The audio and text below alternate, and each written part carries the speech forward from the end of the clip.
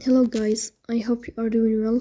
Today we'll talk about how to fix or how to solve the problem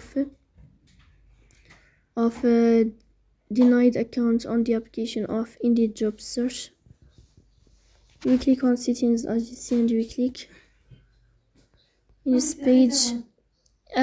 In this page here, we click on apps, default apps, app settings. Then here we go to this window of Indeed job search as you see, and we click here in this page as you see here, Indeed job search, like this.